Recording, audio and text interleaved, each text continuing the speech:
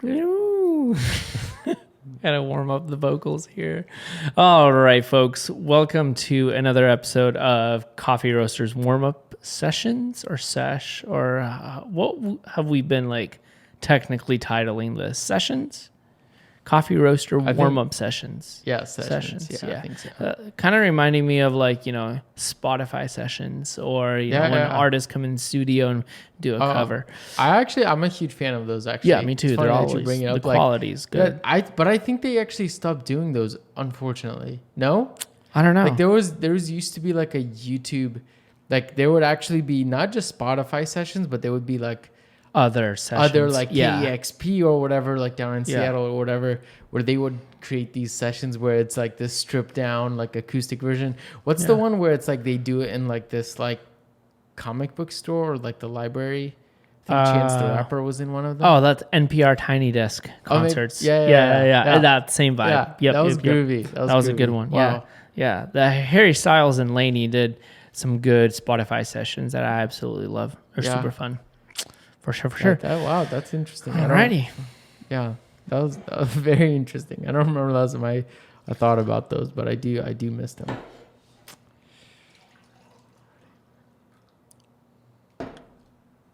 I'm actually going to turn down your audio levels because I feel like you don't do a great job sound checking. Oh, man. You sound check so quietly, and then when I go to actually like you talk just much louder. So BRB.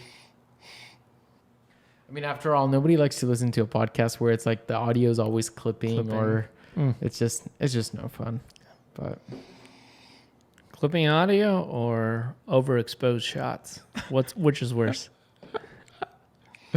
That's a good question. Or over-extracted coffee? Folks, would you prefer an over-extracted coffee or an under-extracted coffee? Yeah.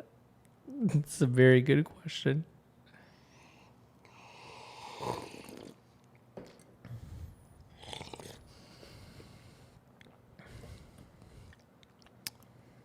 I'll be honest, this coffee is not my favorite on batch. I'll take that Kenya on batch all day, every day over this.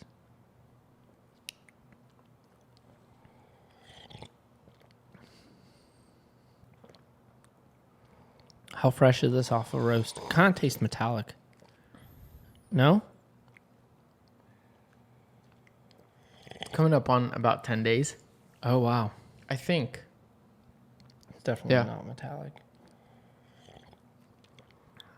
But there's like a slight tinge of something that's I just don't like. It's like unpleasant. Mm-hmm. You know what I mean? I honestly think that's like not a great done batch brew. Yeah. Did you look at the bed? I didn't. It's still in there. I should check it. Sergio's the greatest batch brew bed inspector of all time. How's it looking? The bed looks like too clean to the point of where. Whoa! Let me see. All right, folks. If you're on the podcast, if you're actually watching us on YouTube, you'll probably be able to see this. Maybe. I don't know. Kind of looks just like a black hole. Yeah, it looks too clean. Yeah. And it might be because it's a little too coarse. Yeah. Yeah. Because when it's too coarse, it's easy to kind of get a nice bed like this with a batch brewer. But when you fine it up, that's good to know that, we need to go finer. But, wow. But yeah, it kind of tastes a little bit like that. Like it's a little coarse, a little sour, under extracted kind of. That's what I'm getting. But I will say though, this coffee actually on batch at Makeworth, what you've dialed in, tastes like a lot better than this. And I've actually enjoyed it on batch there. I will say it doesn't taste as good on batch as it does on the cupping table though. Right. Yeah. On the cupping table, okay, well, what is this coffee in case all of you guys are like, okay, just tell us what the coffee is. It's an Ethiopia Guji from the Gogugu, I think that's how you say it, Bikaka washing station processing mill. Very great coffee. This coffee was actually grown at some of the highest coffee growing elevation in all of Ethiopia. So very interesting coffee. But it actually tastes better cupped than this batch brew that we just made it. Well, which I don't know. I guess that makes it a pour over coffee then. Yeah, I would definitely say this is a pour over coffee. Single dose, like much more specific extraction than just a massive batch brew. Yeah. You're getting your basic kind of like what I'm getting is like some nice blackberry. There's still some sweetness. I think once again it's a little sour, it's a little too bright. Yeah. Yeah, maybe if it cools down, it'll get better. But the Kenya definitely slaps way better on batch. Actually, last time I was drinking the batch at Makeworth, which is our Kenya Kirinyaga, I downed that so fast. I was like, I actually want more of it. Like, I finished this too fast, and that's a good sign. And it's just juicy. Yeah. Yeah, and that's what I think makes it a good coffee. Well, not to be repetitive, but good coffee for batches, that juiciness. It's so easy to drink in comparison to coffees that tend to be like, this has a very sweet acidity, but I would say this is not exactly a juicy acidity. Yeah. You know, and that's kind of very specific there because they both have nice acidity.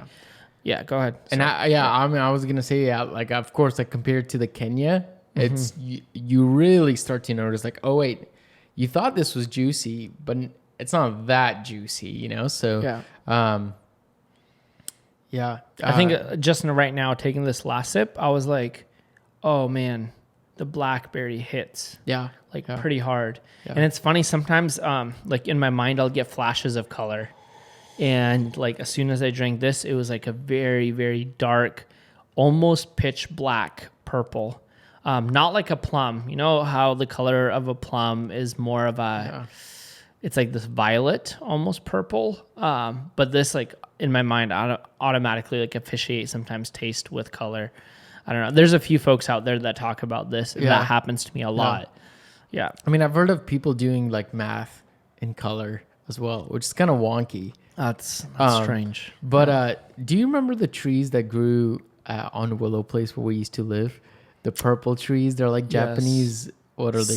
Japanese plums or something. They were like the weirdest fruit, but they were this rich purple color. That's what I was thinking, anyways. Yeah. But that being said, like that, I mean, this world of tasting coffee. I remember my first experience of seeing these flavor notes and seeing just like hearing people talk about flavor notes in coffee and getting into that is sometimes kind of intimidating because you're like, wait, I'm drinking this. I can taste that it's different, but like what? Like blueberries, lime, lemonade. Like it's a really crazy world out there. Yeah. And it does feel sometimes intimidating. And you're like, how are they getting this? But then on the other hand, I remember my first like really great, powerful experience with Third Wave was like tasting a cappuccino that was just so sweet and almost tasted like very chocolatey. And like, I was like, wait, this can't just be coffee on its own. Right. Yeah. So, you know, to kick this off is like, we are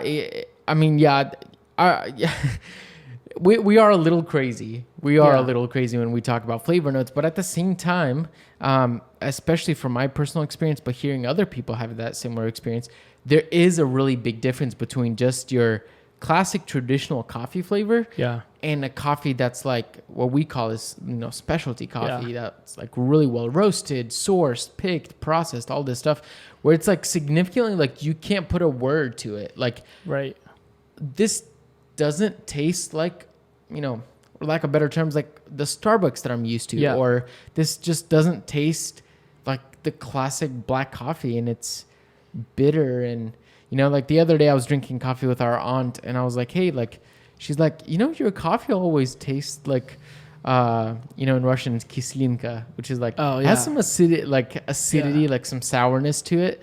And it's not like the very dark, bitter coffee that I have. And I'm like, it's interesting that you're putting it that way. And I asked her like, hey, what would you prefer? And she's like, I kind of prefer your coffee.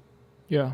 That one is a little too harsh. Yeah, it's because I think every single person has some kind of backdrop to everything they experience, all of their flavors, like all of that. So, for example, if you're used to drinking like classic diner coffee and that's kind of what you grew up on, or that's what you're most familiar with, then you're probably going to compare and measure everything to that. I think for us growing up, one of the cups of coffee that we've had probably the most before we went into a Starbucks, before we, explored the world of coffee, was Taster's Choice. Yeah. I was going to say single origin, but it's definitely not. That's 100% Arabica. I do remember that. They do have that in bold. Bold letters. Taster's Choice instant coffee. And it's light roast. It's light roast, yeah. And that is a super strange experience. Like I had some, I don't know, a month ago, it just popped in and tried it or something like that. And that was a wild experience. I didn't realize how much flavor that had in that whole experience with that. It wasn't a pleasant flavor for me, but it was like wild that, oh man, it has a certain flavor. And I think all of us, we kind of have this plumb line of flavor aligned to some of those very early, maybe borderline childhood experiences of what coffee smells like and feels like. Whether that be, grandma brewing coffee in the morning, like I know a lot of folks who drink Cafe Bustelo, that has a certain flavor profile.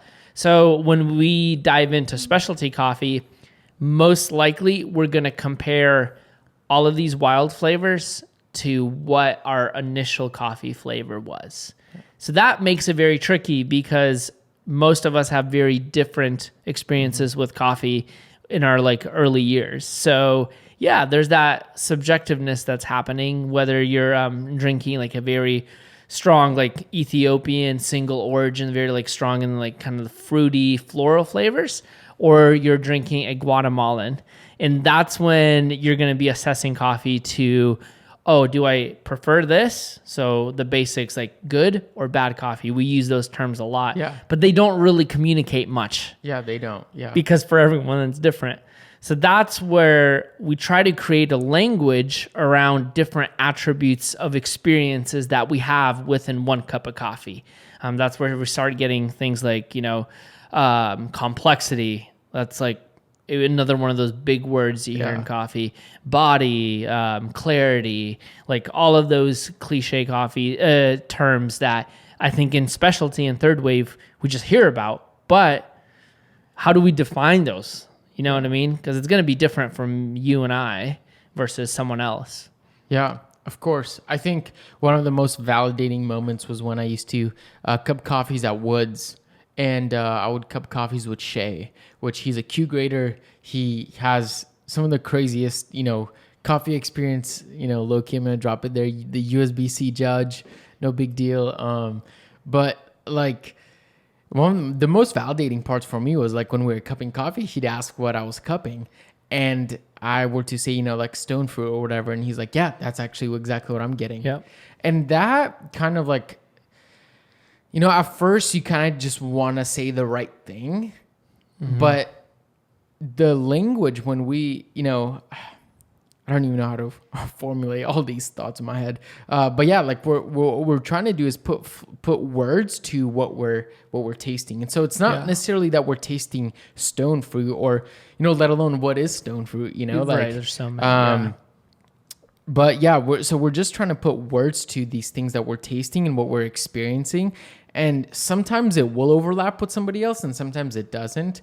But, the more that you do taste coffee and the more that you do try to talk about what you're tasting, I feel like the better that you're going to get at it. And it's not that you were, worse 2 years ago than you are right now. Yeah. It's not necessarily that you grow, taste buds on your tongue. Right. That's not what is actually happening is you're just communicating it in a way that's kind of more familiar to you and to others as well. Yeah. And really, I do this all the time is where depending on who I'm talking to, let's say, I'm talking to my aunt or, I'm cupping coffees with other roasters and Q graders.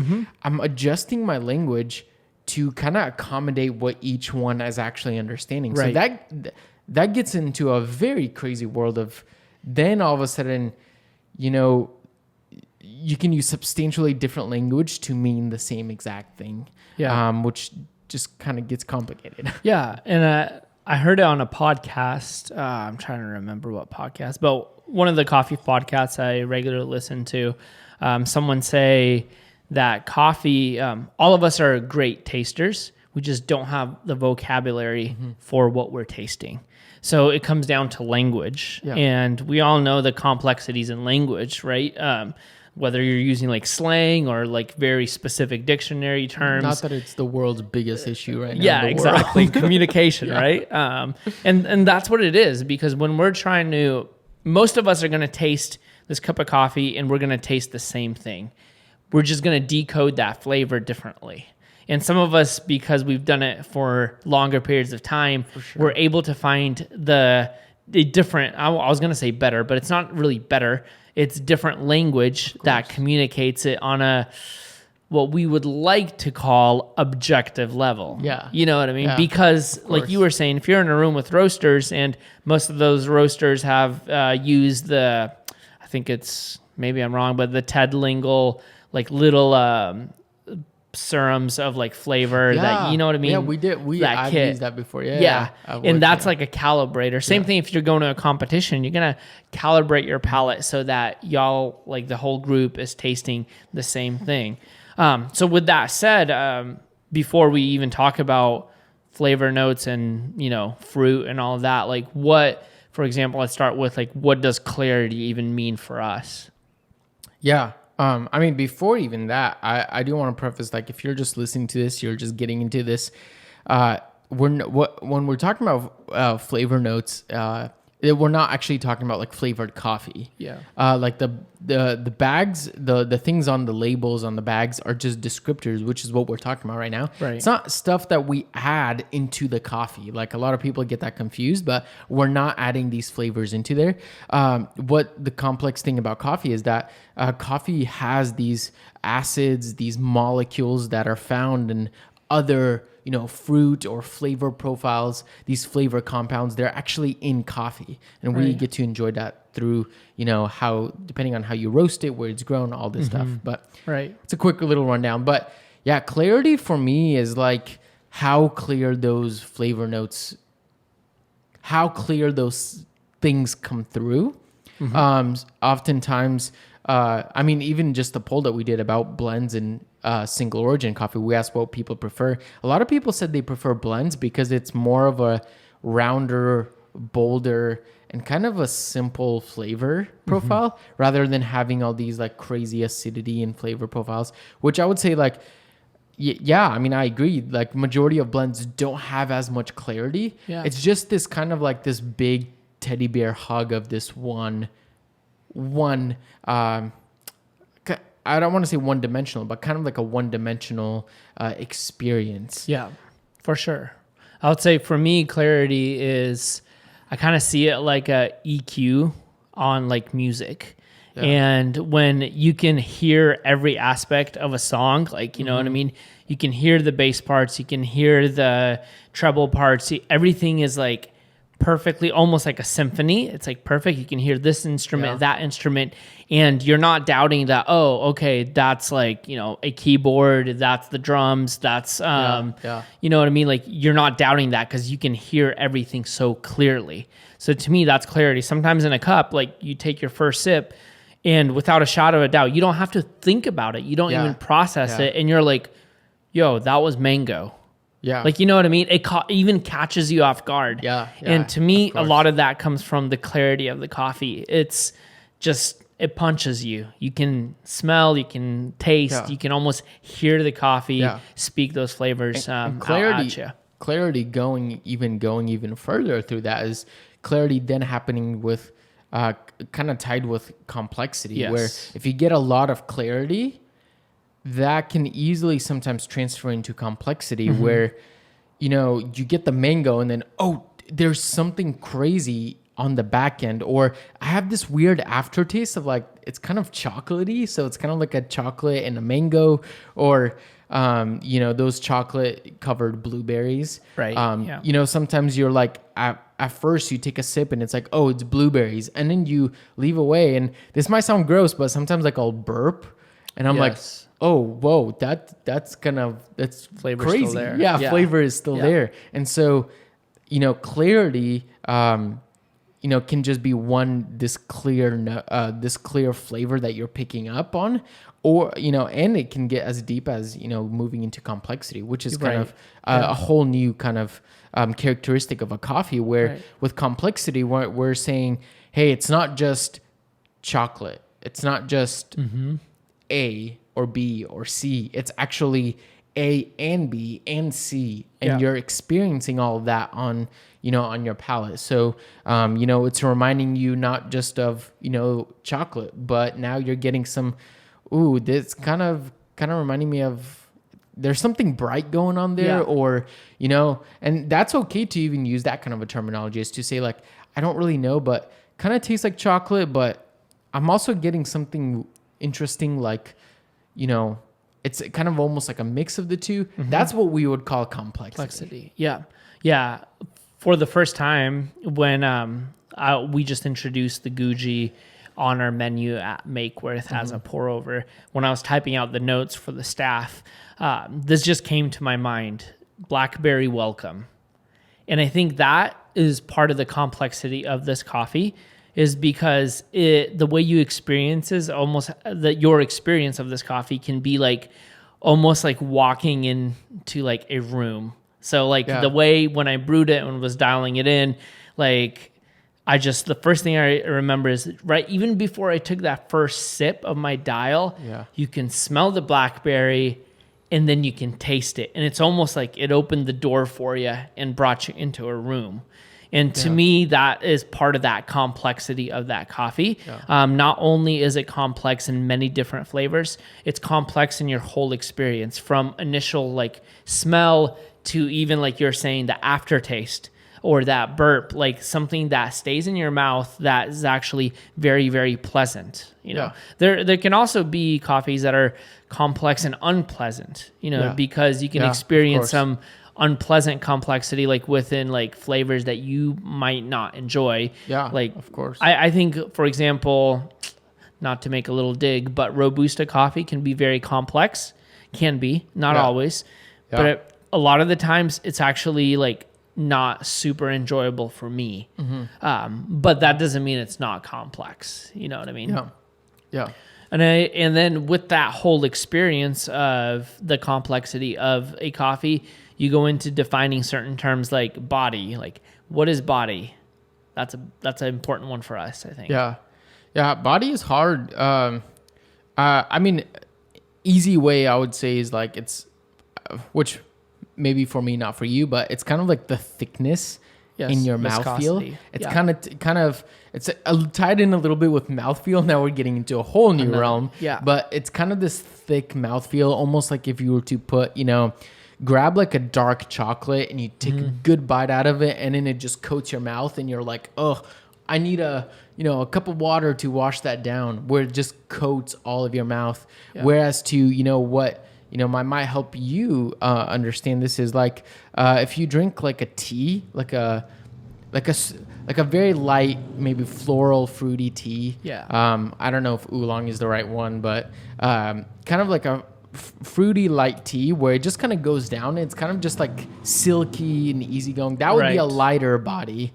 As opposed to, something like biting a dark chocolate candy bar or something. I also use the comparison of like 2% milk versus maple syrup.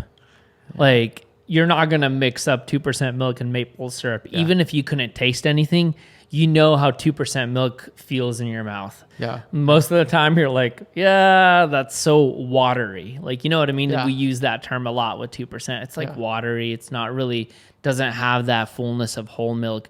But then if you take it to the extreme of, say, like maple syrup, like it rests in your mouth, but it's also like almost hard to get out of your mouth because it coats your mouth and it holds on to it. So that's a lot of the times when I'm referring to like very, very light body, I'm referring to that scale. Like super light body is like 2% milk. Super heavy, like high body, it reminds me of like maple syrup. And just from those things, some of those things have to deal with, what we can put under the big umbrella of like mouthfeel. It's like, how does it feel in your mouth? And, you don't have to come up with all these crazy, funky, things, but is it light? Is it, well, I don't know if bitter would be a mouthfeel. But, just like share, with all of these descriptors, once again, the point is to be able to explain what you're experiencing in your mouth. Is a big body, is a little body, is just mainly just saying like, hey, does it feel thick in your mouth or it doesn't, and once again, like I don't want to try to funnel everybody to use the same terminology and say, hey, you have to say this, but really it's about vocalizing what you're experiencing in your mouth. So whether that's saying, oh, this is like maple syrup in my mouth, that's okay. Yeah. And I think most of us have seen that on like labeling, coffee bag labels. Like it'll say like silky. It'll also say, what's another popular? Velvety, creamy. Yeah, creamy. Yeah. Like I think those descriptors are tied closely to the body.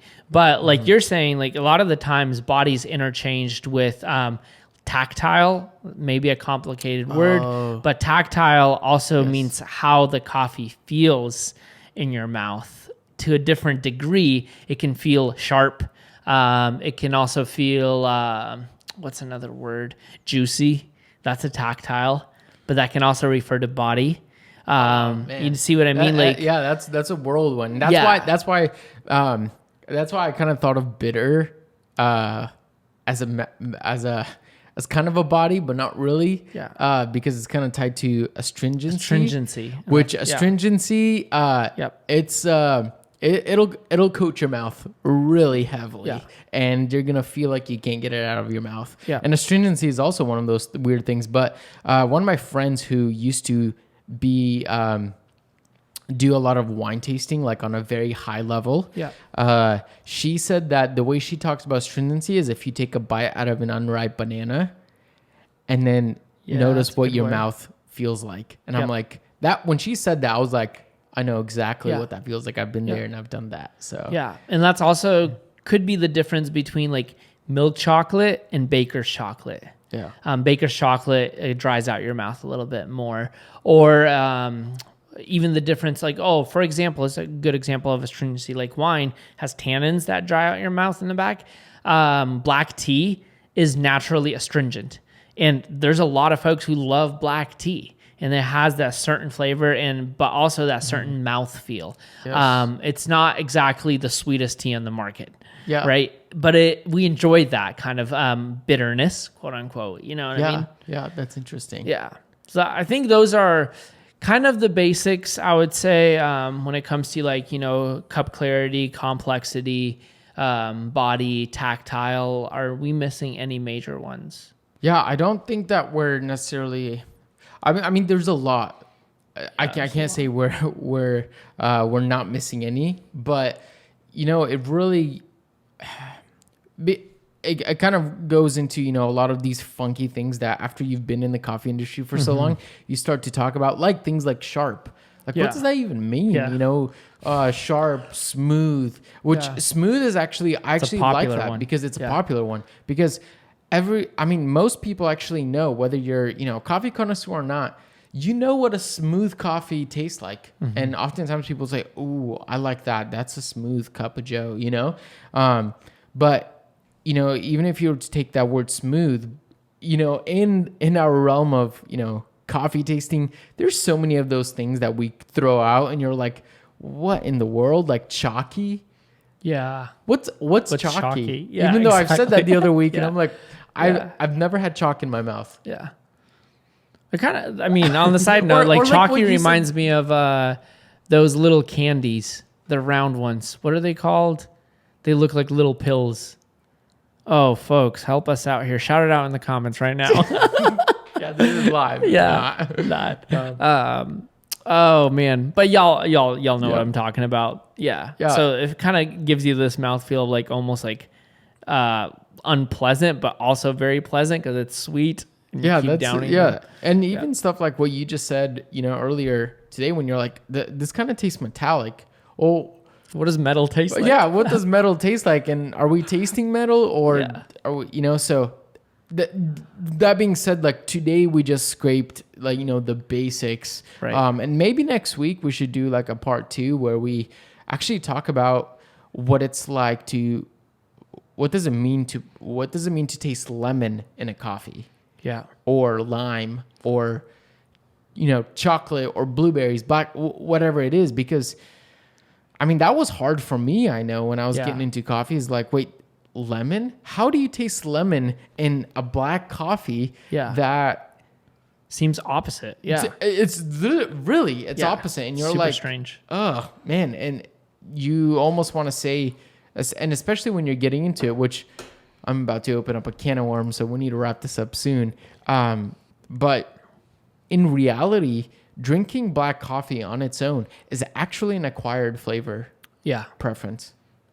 100%. Even though you probably have a friend, that's this specialty coffee nerd that's trying to get you to drink black coffee. Let's get one thing straight. It's an acquired taste. You don't have to like black coffee just on its standalone. Like I remember when I was getting into it, I had to like drink black coffee and just like force it down and say, this is good. This is good. Yeah. And then after I was able to do that, I actually started to enjoy it and notice the nuances in that. Yeah. But I can't say my first black coffee was the most enjoyable. Yeah. Tell someone on the street that coffee is sweet. Like, you know what I mean? People look at you like, wait, what? Because yes, coffee naturally is a bitter drink for the most part, and that's okay. Mm-hmm. But some of the things that we've like tasted is like super sweet. And we've been blown away where for us, we're like, oh, wait, is this even coffee or is this juice? And I think those things, you learn and you basically acquire Which over somebody time. who's not drinking black coffee regularly would taste that and say, oh man, this just tastes bitter, and almost like their face grimaces. It's like the first time, just think back to the first time you had a shot of espresso. You're like, oh man, that just brings back so many memories of like when you order a shot of espresso, most of the time it's unintentional, and then you're like, why did the barista just give me like tiny little cup and a spoon? Like what people really drink this? And then you try it and you're like, man. So yeah, there's way too much around this topic. I think definitely we can revisit it because we can open up a whole different gambit of stuff, and with brewing, how brewing affects flavor, how roasting, processing, it's a whole different because you might have something that says on a coffee bag that you're supposed to experience this, but your brewing didn't match that, or a bad roast. So, and even different experiences for us when we cup coffees that help us define what a good roast is and what a bad roast is. You know what I mean? So we're always trying coffees, figuring it out as we go. 100%. All right, folks. Thank you so much for watching. If you watched or listened, tuned in, thank you so much. We appreciate you.